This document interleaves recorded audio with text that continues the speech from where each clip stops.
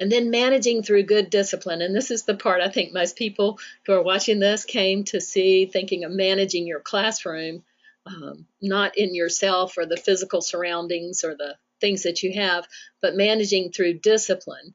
And so some of the things that I've learned is to have a few clear, simple rules. We need to be able to verbalize them in very simple directions. Sometimes it's good to have them written down. Now, a youngest child can't read those rules, but it's good if for the older kids, if we write them down. Sometimes we can have a hand or an action motion that we do that just helps kids to rein it in. I know sometimes people take their hands and open up their hands and then pull their fingers together to the thumb to show it's time to get quiet down. And sometimes by having hand or action motions that tell us the rules, then that can help kids calm down without having to compete for the sound level in the room. Another one I like to do, Mac, when I was working with kids, is just simply raise my arm, hold my hand up, and put my finger to my lips. And that would mean it's time to listen and get quiet. And I would do that, and everybody else in the room would have to then raise their hand, put their fingers to their lips until everybody had done that. And then at that point, we were ready to move on. So sometimes having a hand or action motion is a good way to do it. Repeat the rules often enough that everybody knows them. And then be sure that everybody that's working together with you, your teaching team, they also know the rule and agree on how you're going to handle problems. Another thing I would say is choose your least disruptive action first. What is the simplest thing you can do to try to bring the discipline situation under control? And go with that one first. Sometimes we just strongly overreact, and we don't want to do that. We don't want to come down too hard on kids. We just want them to understand that they need to bring their behavior back in line. We need to be firm, clear, and respectful. And I also say sometimes we give choices or consequences, but be very sure that you're going to be consequent if you give consequences, and also be sure that when you give them choices you can live with. Don't say, okay, if you don't get quiet and behave, then we're not going to have any ice cream. And then you feel bad because you have now made all the children miss out on something good because of a couple of children's behavior. So give choices that children can also live with. And I know I used to chase all over Bon Clark and Assembly Ground. I'd chase my middle schoolers when it was time for the end of the day, and they were supposed to be back into the cabin by 9 o'clock or 10 o'clock, whatever the time was. And I found that there was one of me and often 20-something of them.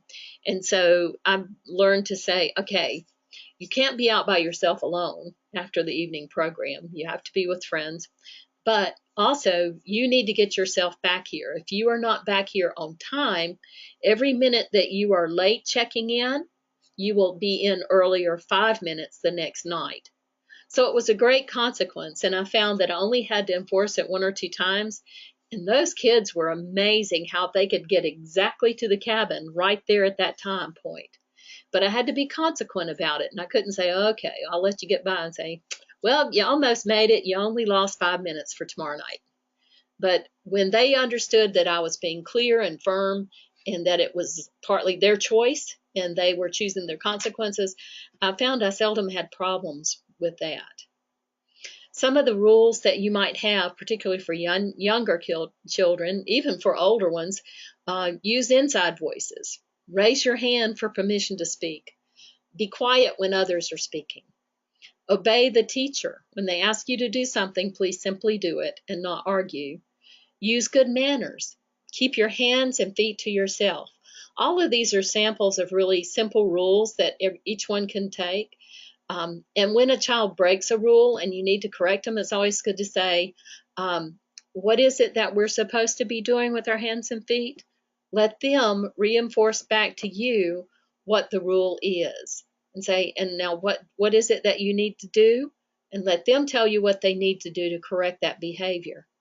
I heard a wonderful address given by a lady from California who has a 2,000 member children's program on Sunday at her church of 8,000. How she handles that is just incredible.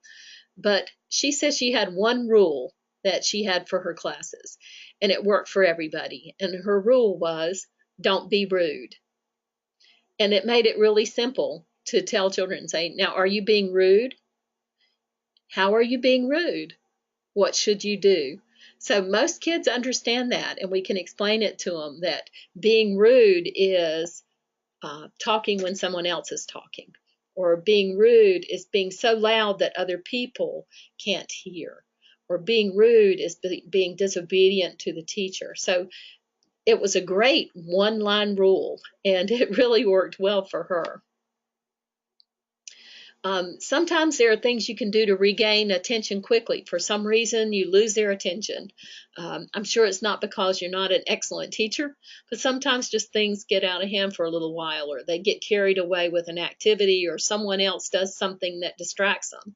So I had just simple things that I would do. I'd go, okay, when the hand goes up, the mouth goes shut, and that worked well. And then sometimes I'd say, give me 5. I'd say, your eyes are looking, your mouth is closed, your ears are listening, your hands are on your desk or folded in front of you, and your feet are still or on the floor. And so sometimes it's the eyes, mouth, ears, hands, feet. Let's get them all under control. That was a quick way to regain attention.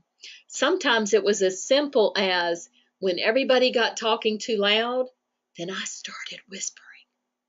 And it's amazing how people will suddenly stop and start listening because you're whispering and they want to hear what you have to say.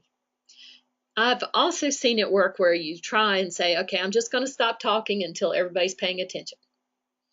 Well, that didn't work for me very long because that's exactly what they wanted. They wanted me to stop talking so they could keep on talking. So that wasn't really a very effective method for me. Now, it might be for someone else. And it might work better with adults, but my experience with my middle schoolers and with my kids is they didn't care if I stopped talking because they weren't listening in the first place. So sometimes I'd say, okay, if I have this that I need to say, and this is going to be our lesson, and we're going to finish our lesson, and it'll just be sad if we don't get to our playtime, or we don't get to this activity or snack time. But we're going to finish the lesson first, and then we'll get to those things. So if you're ready to listen, we can finish our lesson. And so that quite often would get their attention, and I would have less trouble getting them back in line because they were looking forward to the next thing. Some things that we can do is also to reward the positive behaviors we see.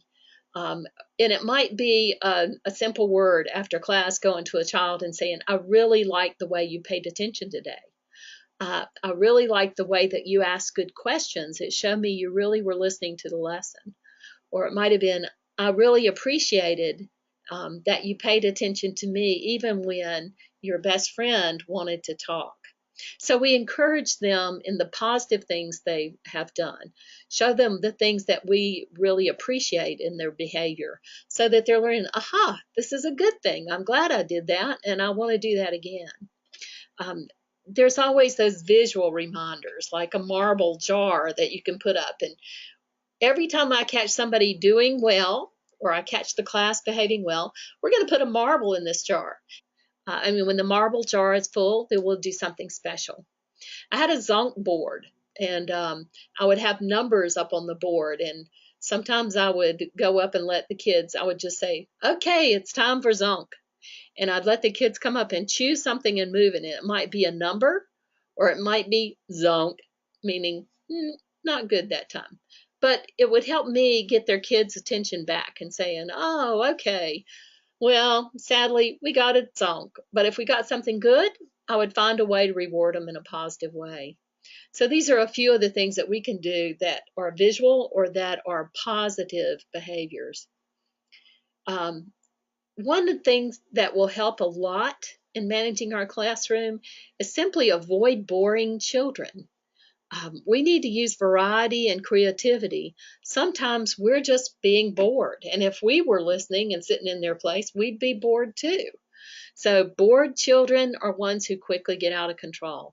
So trying to put creativity and variety in our lessons helps not just with those who have different learning styles, but it also helps keep them active and involved. One of the problems that cause it, one of the things that cause problem behavior might be if you're doing an activity where the instructions are just too much or too complicated, takes too much time, then the kids are just bored listening, or they fail to listen, and then they don't do the activity correctly. So partly we need to make good choices about the things we're asking them to listen to or get direction about or participate in, and figure out how we can say it and keep them focused and have them understand it and move quickly into that activity or to respond to it quickly. If the activity is only for one or two students to do, how do we keep it so that the others are engaged enough, or tweak it so that we keep their focus on it as well, so that they just don't clock out while these other two people are very actively engaged in whatever they're doing? And sometimes I just have to say, maybe we had this great creative idea, or we thought that it was going to be a wonderful game or illustration, and we just realized it's just not working. It's not coming across. And rather than keep beating that thing to death, trying to make it live, sometimes it's good to just laugh and move on. Move on to the next part, rather than keep trying to make something work that's just not working.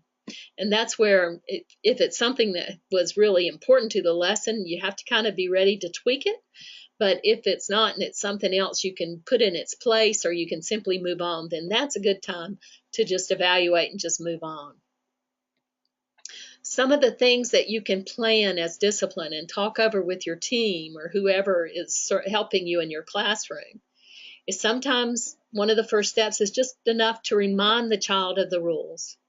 Okay, another time it's just enough to give a child a look, a touch, or a signal that what they're doing is not acceptable at that time, or it's not appropriate. Sometimes just a look is enough, that they see that they have our attention and we see what they're doing. Sometimes that's just enough. Sometimes it's just enough to just do a touch, like walk over and touch the desk in front of them. And especially just to walk over and just quietly touch a child's shoulder, but to be gentle and respectful, but just quietly touch them. And a lot of times that'll calm a child down. One other thing we can do is simply to rove the room. If we're just going to stay seated behind that desk and sit still and everything's going to be from there, we're not really controlling the full space. So sometimes when we're mobile and move around the room, it makes them pay more attention to us. And it also gives us that chance to just walk over and stand by that child that's trying to talk while we're teaching. And so roving the room or moving around the room is another good way to keep their attention, or to simply walk over to a child and stand near a child that suddenly will send a signal, okay, I'm paying attention to you, and perhaps what you're doing is not the best choice.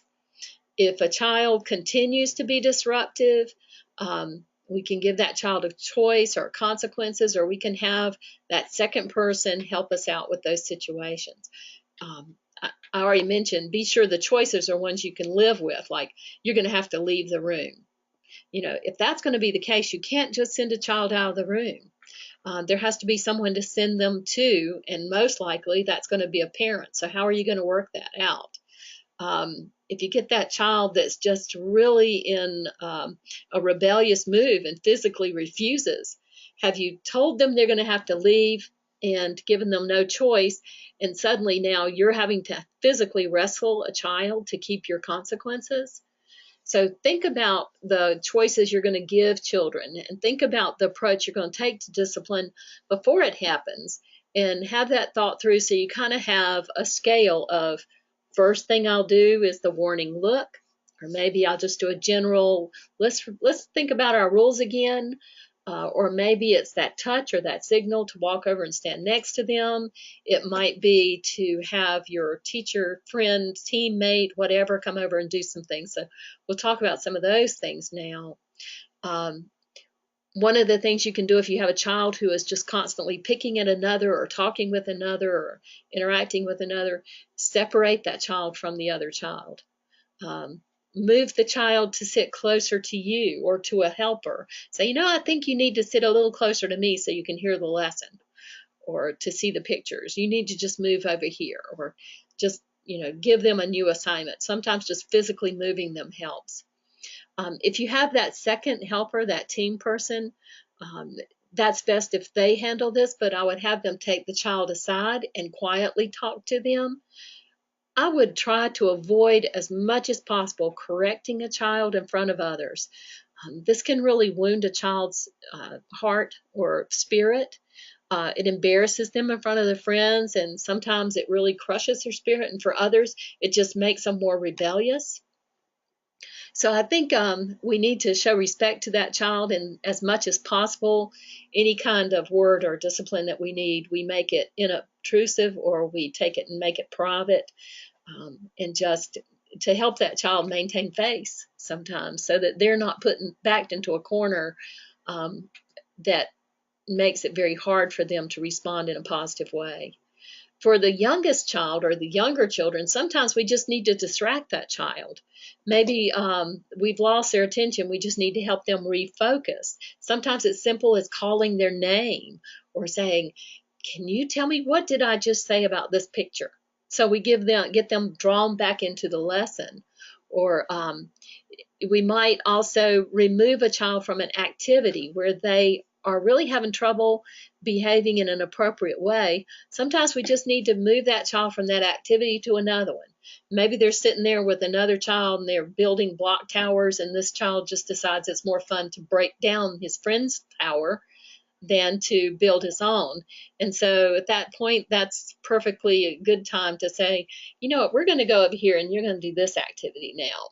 Or we might remove the activity from the child.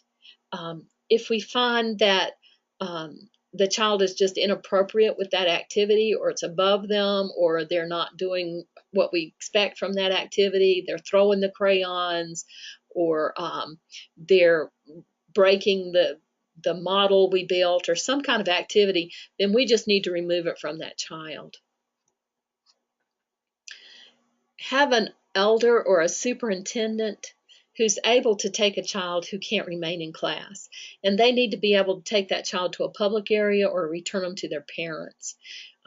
But sometimes a child just needs to leave the classroom for whatever reason. They're very upset, they've had a very tough time, or they're sick, something's really bothering them. They're just not able to stay in the class at that point. They're not able to bring self-control into play. So sometimes we just have to let that child leave the classroom. And in that case, it's best if the parents can take the child, or maybe they just need to sit outside in a public area with that Sunday school teacher or elder who is there in the public seating area, and they take something to do, a book to read, or a worksheet, or something that they go and do, and that they're just out of that situation that's disrupting the whole class. Sometimes I'll talk to parents, and I need to be really careful, because sometimes I know I've hurt parents' feelings, or I've been too judgmental, or something's come up in the negative way I've put it, and it made the child sound worse than the situation needed to be. So sometimes when I've seen that there's a situation or behavior I don't understand that just continues, then I'll go and ask the parents. And a lot of times I'll just say, I'm having a real problem with your child wanting to just keep picking at the children sitting next to them. And I really like to understand, what have you done to help him find a better way to interact, or what do you suggest I do? And sometimes they've had that same trouble at home. They're going, I'm at wit's end. For some reason, every time this child has a stick in his hand, he feels like he has to hit somebody or something.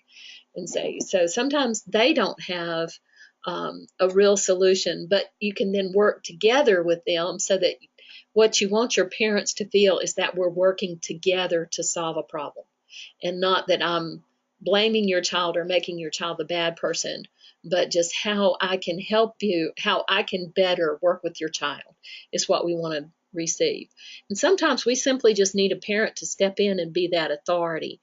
When I was working with my middle schoolers, one of the most effective things I had, particularly with some of the boys that were really wanting to act out, and be the big boy, in front of his friends, was to just, when I finally had tried every trick I had in my hat, I would just say, I think let's call your father, and I think we'll ask him what he thinks we should do right now.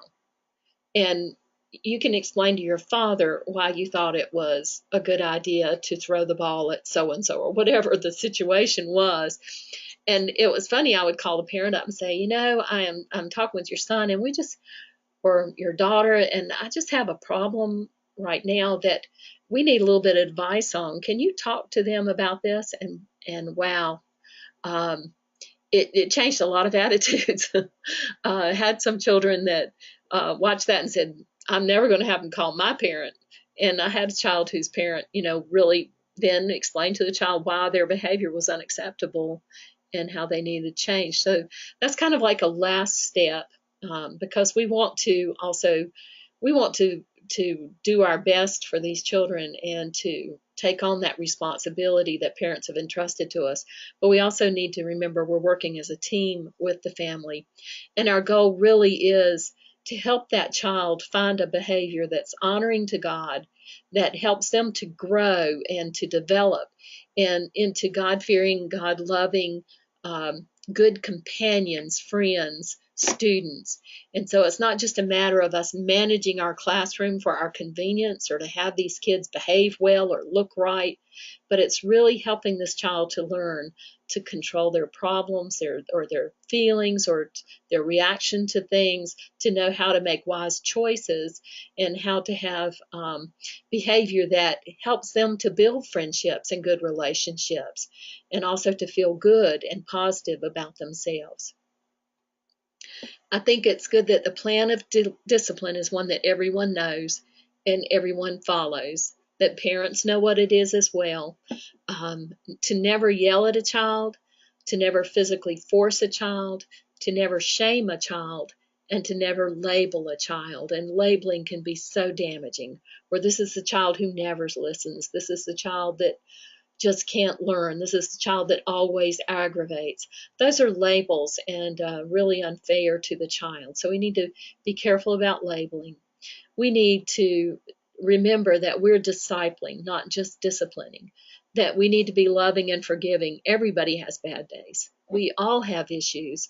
I'm still growing up, and at 60 plus, I sometimes need somebody to come alongside me and give me a signal that my behavior is out of control, or I need to change it in some way. Our goal is to help the child to grow into a mature believer that God has created him or her to be. And controlling behavior has to be something that starts internally with the heart. We can force it externally, but ultimately it has to be internalized. We are in the process of formation. We're helping to form their outward behavior. We're intentional and we're personal, and we're giving instruction and training. But really what we're wanting to see is transformation. And that's where the work of the Holy Spirit in this child, in their spirit, in their character, is taking place, and forming this inner human world of this child into a person who is growing more and more like Christ. I hope that these ideas have been helpful for you tonight. I am going to be posting it. Thank you for being patient. It was a lot of information quickly gone through, but I'm also available to answer any questions that you might have. I am not the ultimate expert in all of these things. I'm just willing to share what God has shown me through the years and some of the wisdom I've gained from others who have just been amazing teachers. And I'm sure there are points and ideas that you have I'd be glad to share with others as well. So thank you very much for being a part of this evening.